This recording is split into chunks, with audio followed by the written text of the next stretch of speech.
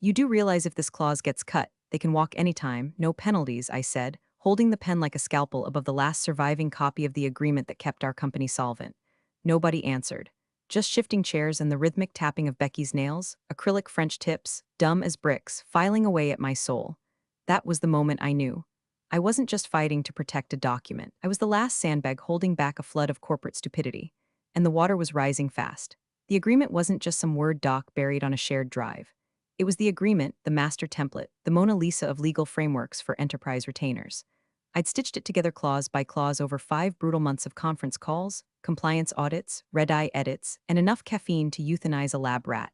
The client, a global logistics giant, had lawyers who fed on blood and loopholes. I made sure they got nothing but air. Every word in that document was there on purpose. Nothing filler, nothing flabby. From indemnity caps to force majeure gymnastics, I built that thing to survive mergers, bankruptcies, and seasonal psychosis from their procurement team. Hell, legal once joked it read like a novel with an attitude problem. So yeah, I copyrighted it. Just a little copyright my name. All rights reserved tucked in the footer. Out of spite, maybe. Or maybe because I knew one day someone would try to steal it. Speaking of stealing, 97% of you are listening to stories like this without hitting the subscribe button. Wild, like using someone's Netflix and not even pretending to say thank you. Don't be that guy. A simple tap on subscribe genuinely helps the team here keep dragging these corporate skeletons out of their closets. Anyway, nobody really thanked me for the contract. It was just there, humming in the background like an HVAC you don't notice until it breaks. People got bonuses because of that agreement. Promotions. Hell, the VP of sales took his wife to Bora Bora on the commission alone. Meanwhile, I was told not to expense a $14 lunch because we need to tighten belts this quarter. But I kept maintaining it, updating clauses when regulations changed, adding writer language when the client expanded to Southeast Asia. There were entire Sunday afternoons I spent sweating over 2 words, timely versus reasonable. Because that difference? That's what saved us from arbitration when their vendor lost a shipment of jet engines. And through all that, every eye roll from legal, every "oh, she's just a contract person" snub from product, I stayed. Not out of loyalty. That dried up somewhere between the fourth reorg and the annual "no raises this year" email. I stayed because that agreement was mine. It had my fingerprints. My fingerprints had calluses, and I wasn't gonna let some LinkedIn influencer with a fake smile and a real estate side hustle butcher it in the name of streamlining operations. I used to joke that if the company ever tried to reuse my work without me, they'd regret it. But the joke stopped being funny when I noticed they were getting sloppy. Casual edits without tracking. Client red lines disappearing between versions. And worst of all, a new folder on the shared drive labeled Standard Agreement Editable. Editable, like it was some grocery list. I should have seen the storm coming. But I didn't, not yet. That came later when she walked in. Efficiency surgeon with the laser smile and the soft tone of someone who thought due diligence was a personality flaw. She didn't ask where the contract came from. She didn't care. She just wanted it copied and reused. Copy-paste, she said. It's not rocket science. No, it was worse. It was office politics. And office politics, unlike rocket science, actively punishes logic. She arrived with the sound of heels that meant business, expensive ones, sharp enough to pop egos and cut severance packages in half. Veronica Shaw, freshly imported from a fintech startup that collapsed faster than a cheap tent in a hurricane, strutted into our Monday ops meeting like she'd been crowned queen of compliance via LinkedIn endorsements and 2 blog posts about workplace agility. This place moves like molasses in church. She laughed, dropping her Gucci tote on the conference table like she was marking territory. My job is to clear the sludge, starting with all this bureaucratic lag. That was her term for legal process. You know, contracts, risk assessment, indemnity, liability. Minor details like don't get sued. To her, they were friction points. And people like me, clipboard bureaucrats. She called me that to my face. In front of the room, relax, she added, flashing a grin like she was joking.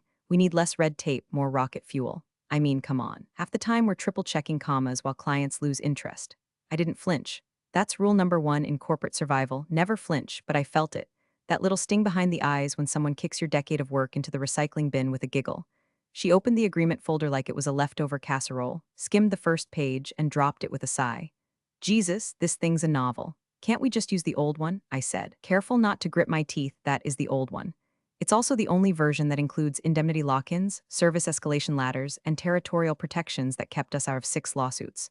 She blinked, bored. Yeah, but do we need all that? Feels bloated. Streamline it. Let's keep what matters and ditch the fluff. The fluff. She meant the clauses I wrote when our client merged with a shipping firm in Panama and tried to backdoor us into covering $400K in customs penalties. The ones that kept our SLA windows tight but fair. The ones she didn't even read. I glanced around the room, nobody spoke. Legal stared at their laptops like they were watching a dog walk on its hind legs. Sales looked relieved because they thought simpler meant faster deals. And the CEO, he was on mute because of course he zoomed in from Aspen, probably Googling what is indemnity. Veronica leaned in, all condescension and citrus perfume. Look, I get that you're thorough, that's great, but we don't have time for deep dives. Just take the last version, strip out the legalese, and get it back to me by Friday. I've got a pitch to prep, clipboard bureaucrat. She hadn't said it again, but it echoed louder the second time. I walked out of that room like I was underwater. Every fiber in me screamed to hit reply all with a 9-page breakdown of why this was a ticking time bomb, but rule number 2 in corporate survival: don't scream, document. I started printing copies, backing up change logs, creating my own paper trail. I highlighted every clause she flagged for deletion and tucked them into a folder on my desktop titled Obituary Draft Contract Edition. Was I overreacting? Maybe, but the gut don't lie, and mine was curling like spoiled milk.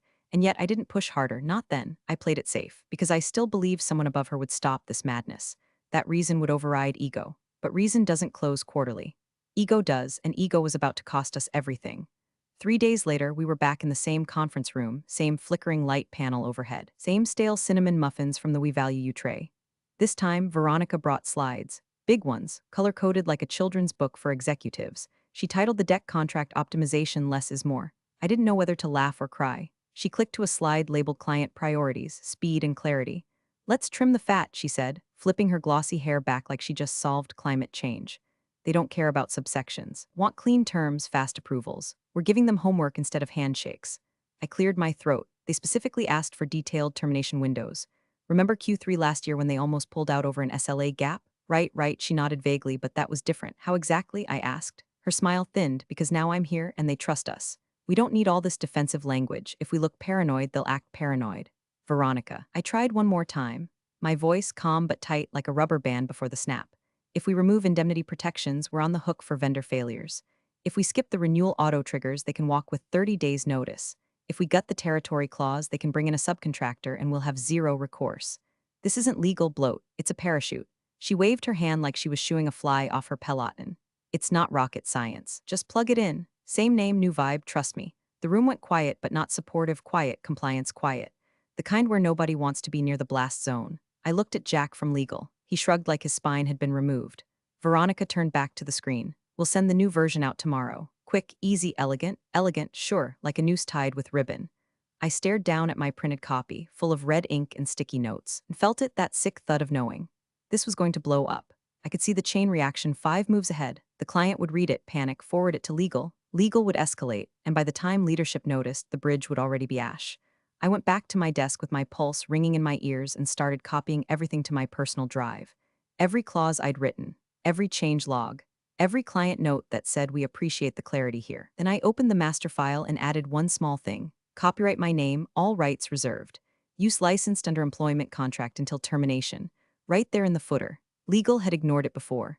HR had chuckled when I asked about it years ago. But it was real. It was filed. It had a timestamp and a hard copy at my apartment in a fireproof box next to my birth certificate and the title to my car. If they were going to burn my work, I was going to roast marshmallows on the ashes. By Friday, the streamlined agreement was sent. No indemnity clause, no escalation ladder, no region lock. A glossy, gutless PDF that looked like a startup pitch deck and read like wishful thinking. I wasn't on the email thread to the client, but I saw the read receipt land. Then nothing. No thank you, no reply. Just that cold, empty space that feels like a wave pulling back before it crashes. The reply came 48 hours later. 3 lines. No greeting, no emoji, no corporate fluff, just clinical precision with the heat of a scalpel. We've reviewed the proposed contract. There is significant regression in clarity and legal cohesion. We are reevaluating our position with your firm and will be pausing all negotiations until further notice. That was it. It hit like a death certificate dropped on a birthday cake. Veronica tried to play it off in the Monday stand-up, spinning phrases like normal client posturing and strategic negotiation friction. But the color in her cheeks told the truth. She knew, the rest of the team just didn't want to admit it yet. On Tuesday, I got a message from Darren Chen, senior liaison on the client side. We'd worked together for 7 years. He once called the agreement I built the legal equivalent of Kevlar. His message was just a screenshot.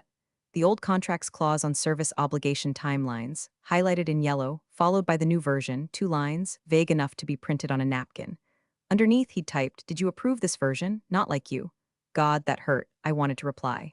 I wanted to tell him everything that I had fought, that I'd been steamrolled by a human buzzword machine in heels. I'd watched the agreement get gutted like a deer in hunting season. But I couldn't. I was officially off the project. Veronica had made sure of that. Too emotionally attached to the legacy model, she said. HR had looped in to confirm it. Any direct communication with the client was grounds for disciplinary review. I stared at the message for 10 full minutes. Then I deleted it and opened my personal backup again. Scrolled through the sections I'd spent years refining. Termination traps, protection ladders, survivability clauses. A decade of client psychology and legal choreography folded into 48 pages. That night, I poured a glass of whiskey and sat on my apartment floor, lit by the soft blue glow of my monitor. I remembered a conversation from 5 years ago, late night, me and Carla from legal eating leftover pad thai in the war room after a renegotiation marathon. She'd flipped through the contract and laughed. "This thing reads like a patent," she said. "If we ever lose you, we're screwed. No one else here writes like this." I thought she was exaggerating. Back then, I still believed in institutional memory. Turns out the institution had amnesia. By Thursday, silence turned into whispers. Marketing put a campaign on hold. Finance asked if anyone had seen updated projections. Sales lost a deal they were certain was already won. On Friday morning, email hit the entire C-suite. Termination notice effective immediately. The client had pulled the plug. No room for renegotiation. No wiggle. It wasn't just a client. It was the client, $10 million a year, our flagship logo, our proof of competency. And now it was gone. Veronica didn't come in that day. She worked remote. I walked into the break room and found Jack from legal holding a copy of the new contract, face pale like a funeral candle. He looked at me defeated. "They're saying it's everyone's fault," he muttered. "No single point of failure." I didn't say a word, just nodded, grabbed my coffee, and went back to my desk. Because under the fury boiling in my gut, there was something colder, grim satisfaction. They'd thrown out the parachute midair. Now they could enjoy the fall. They held the all-hands at 10 o'clock a.m. sharp. No coffee, no donuts, no smiles, just tension thick enough to hang bodies from. We were summoned to the sixth-floor auditorium, the one with the sad, flickering projector and chairs that creaked like they knew what was coming. Veronica stood on stage with the CEO beside her, both pretending they hadn't just flushed our flagship account like a goldfish funeral. The CEO opened with a classic. "We're navigating a transitional period." That's corporate, for we lit the house on fire but found a way to blame the wallpaper. Then came the PowerPoint. Red bar graphs, churn metrics, legal risk slides with bullet points like contract irregularities and failure of internal communication protocols. They might as well have slapped my photo up there with a dartboard overlay. The moment came 5 slides in. Veronica cleared her throat and said, "As we dissect how we got here, it's important to recognize breakdowns in escalation chains. Certain individuals, while technically experienced, failed to proactively raise risks in a timely, executive-facing manner." Translation: I didn't send my concerns to her boss's boss with a neon subject line reading, "Your VP is flamethrowing our biggest deal." Never mind the documented objections I'd made. Never mind the 3 flagged emails I had CC'd to legal, procurement, and even the damn Slack thread where I warned, "This stripped version won't hold up. See indemnity clause history." Jack from legal had seen them. He looked down at his shoes. The CFO wouldn't even meet my eyes. Then HR walked up. "Julie." Clipboard, tight bun, voice like a kindergarten teacher reading off a detention slip. "As of today, we are terminating your employment for procedural negligence and failure to properly escalate critical concerns. You will be escorted from the premises immediately." I laughed. Not a cackle, not hysterical. Just a dry, exhausted chuckle that came from somewhere far deeper than my lungs.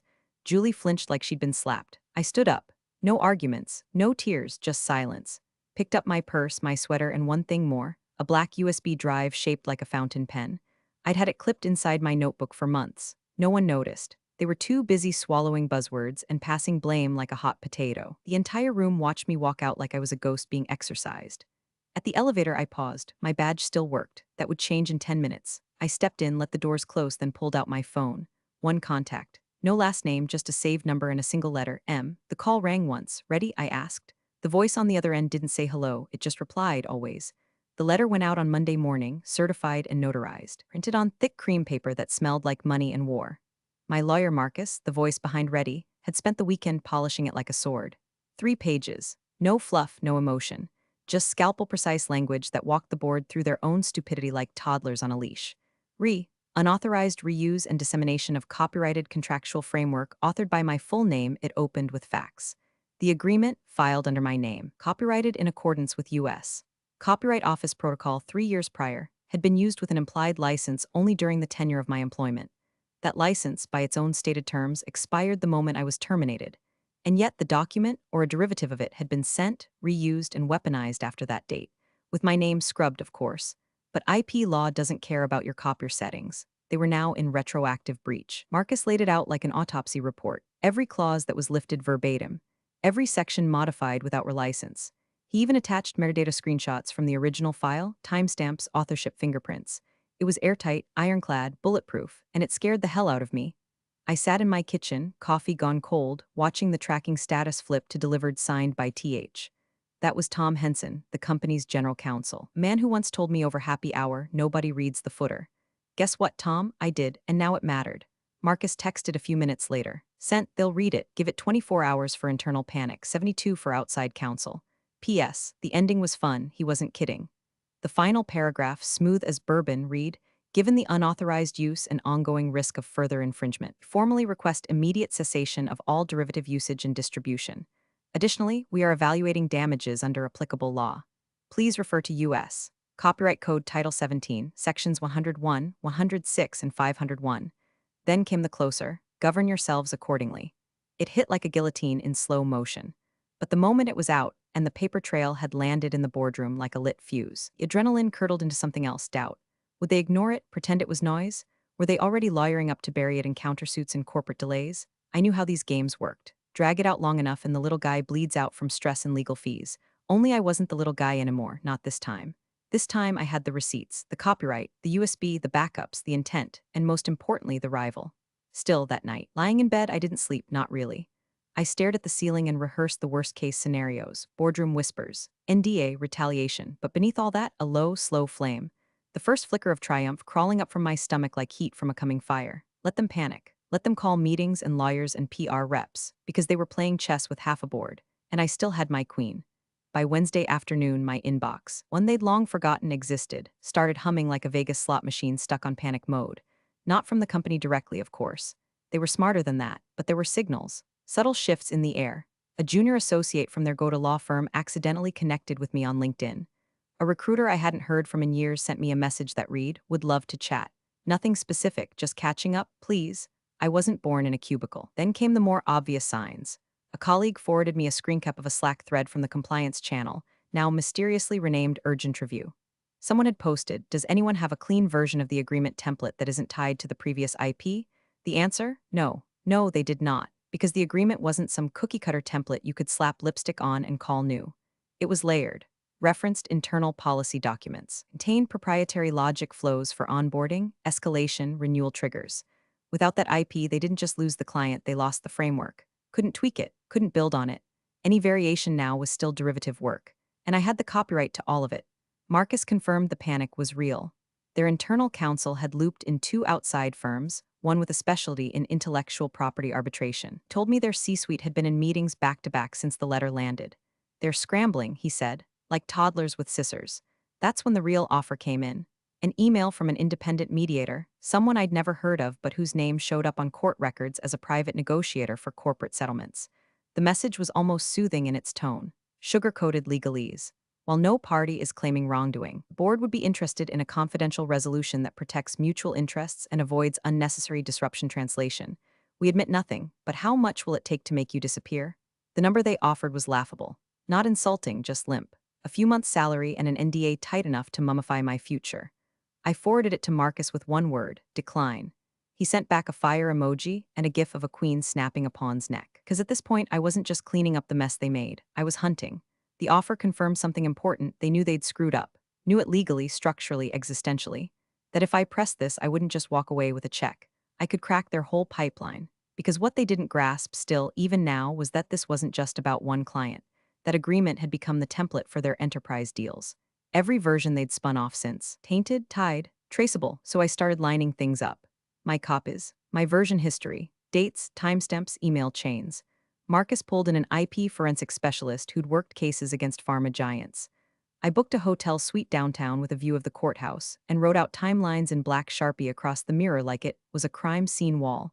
They thought they could clean up with a handshake and a soft bribe. They didn't realize I'd had years to plan this moment.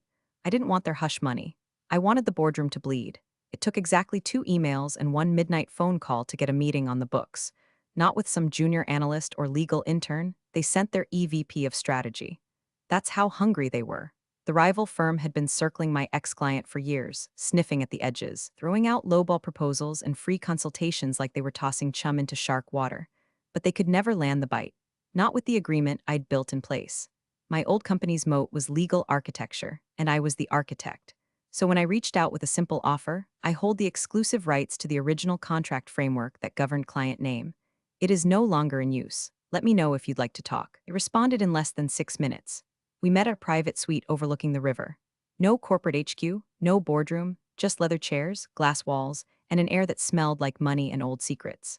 The EVP listened silently as I walked them through the bones of the framework: modular clauses, defense-grade escalation terms, the renewals ladder that trapped the client in 12-month increments without ever triggering red flags. I showed them how it wasn't just a contract, it was infrastructure. Then I slid the offer across the table. $250,000 flat, exclusive license, no reuse rights, no resale. One client, one shot. He didn't blink. We'll wire it by noon, he said, standing. Our sales team will start the pitch tomorrow. This is surgical. Then he paused. I have to ask, why now? I sipped my water slow. Because I'm done protecting people who don't know what they have until it's gone. He nodded like a man who'd stepped over enough bodies to understand. By the next morning, the wire hit. And just like that, my work was back in play. Not gutted, not ghostwritten by consultants. Used verbatim.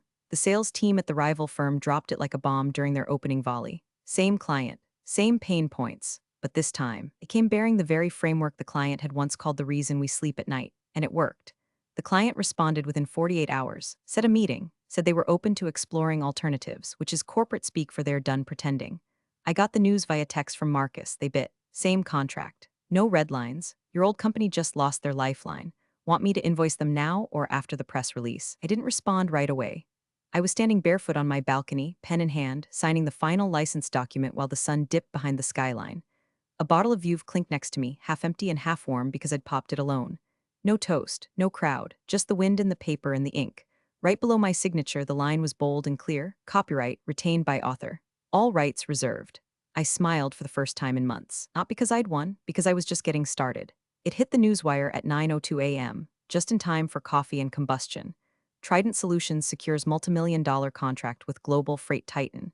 Subheading, backed by a custom legal framework developed by industry veterans. No names, no need. Everyone in the industry knew what that meant. My ex-client had signed with their biggest competitor and had done so using the very agreement that once tethered them to my old company like an iron chain. Only this time, the chain had teeth. The press release went viral inside a dozen Slack channels before lunch. Linked and lit up with emojis, vague posts about lessons in talent retention, and one knife-in-the-ribs quote reposted by someone in sales. Sometimes you don't know what you've lost until it's weaponized against you. Inside the boardroom, I imagined the silence after that headline must have landed like a nail bomb. Veronica, probably mid-latte, realizing her streamlined contract had not only lost the account, but funded the very team that stole it. Because that $250K they paid me, that was their rebound budget. Their let's win a replacement client cushion. Gone, recycled, spent on ammo used to shoot them in the foot. And then came the last nail. Marcus sent it right on schedule. Certified envelope, signature required. Subject line cold and clinical. Invoice. Unauthorized use of protected IP/formal notice of breach attached were itemized damages, late fees, usage violations, and a highlighted summary of the license terms they had ignored. The tone was icy, professional, just sharp enough to shred reputations without breaking legal decorum. It ended like this: total due upon receipt, $325,000 USD per US. Copyright code Title 17 and confirmed registration #TXU003291871. Signed, Marcus L. Kane, Kane and Voss LLP, and just below the final paragraph, crafted by my full name, all rights reserved. I pictured the CEO reading it, hands shaking slightly over his overpriced smartwatch, trying to calculate which mistake hurt more: losing the contract, losing the client, or realizing they'd fired the only person who ever truly understood what held the business together. And no, I didn't forgive them. I didn't wish them well. But I did sit on my balcony again that evening, same chair, same view, same glass of champagne, and let the silence wash over me like a benediction. Justice doesn't always look like a courtroom. Sometimes it looks like a signature they didn't notice, until it cost them everything. You're the real MVPs of the office jungle. Thanks for watching. Smash that subscribe button, or the coffee pot might just forget your next brew.